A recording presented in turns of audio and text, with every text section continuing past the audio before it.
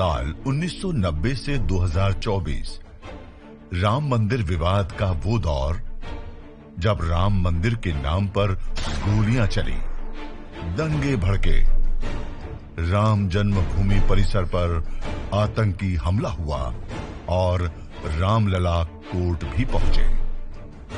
80 के दशक में दो ऐसी घटनाएं भी हुई जिनसे राम मंदिर विवाद का रुख ही बदल गया। 1 जुलाई 1989 को उत्तर प्रदेश हाईकोर्ट के पूर्व जज देवकीनंदन अग्रवाल ने खुद को राम मित्र और रामलला विराजमान को न्यायिक व्यक्ति बताते हुए विवादित जमीन पर रामलला का दावा पेश किया। इसी साल नवंबर में कांग्रेस सरकार की परमिशन से अयोध्या में विवादित ढांचे के पास शिलान्यास किया गया। मुस्लिम पक्ष ने इसका विरोध किया तो भाजपा को मुद्दा मिल गया। भाजपा नेता लालकृष्ण आडवाणी ने राम मंदिर के लिए 25 सितंबर 1990 को सोमनाथ से रथ यात्रा शुरू की।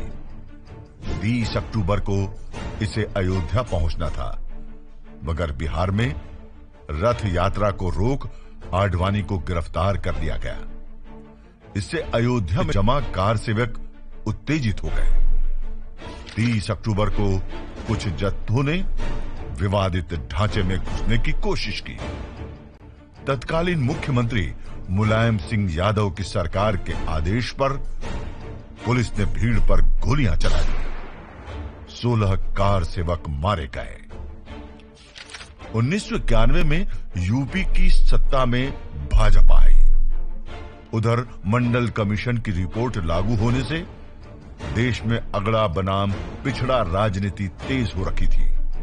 कल्याण सिंह सरकार ने विवादित 2.77 एकड़ जमीन को कब्जे में ले लिया और 42 एकड़ जमीन विश्व हिंदू परिषद को लीज पर दे दी।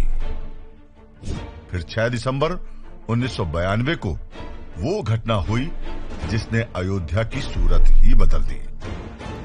इस दिन के बारे में एजी नूरानी अपनी किताब Babri Masjid a matter of national honour में लिखते हैं, 6 दिसंबर की सुबह लाखों कार सेवक अयोध्या पहुंचे। नारे लग रहे थे, मिट्टी नहीं खिसकाएंगे, ढांचा तोड़ कर जाएंगे। कार सेवकों की भीड़ ने 6 घंटे के अंदर ही मस्जिद का ढांचा गिरा दिया। इस घटना से देश भर में दंगे भड़क गए। यूपी में कल्याण सिंह की सरकार बर्खास्त कर दी गई। आडवाणी, कल्याण सिंह समेत कई भाजपा नेताओं पर केस दर्ज हुए।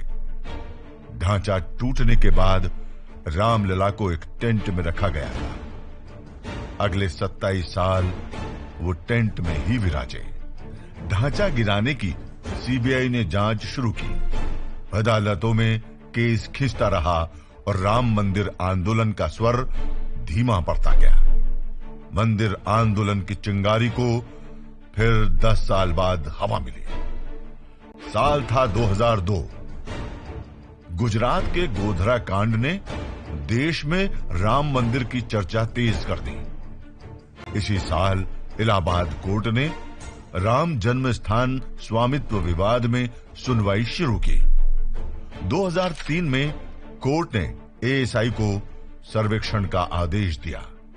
एएसआई की रिपोर्ट के मुताबिक खुदाई में 10वीं शताब्दी के ऐसे पत्थर मिले जो हिंदू मंदिर के हो सकते हैं।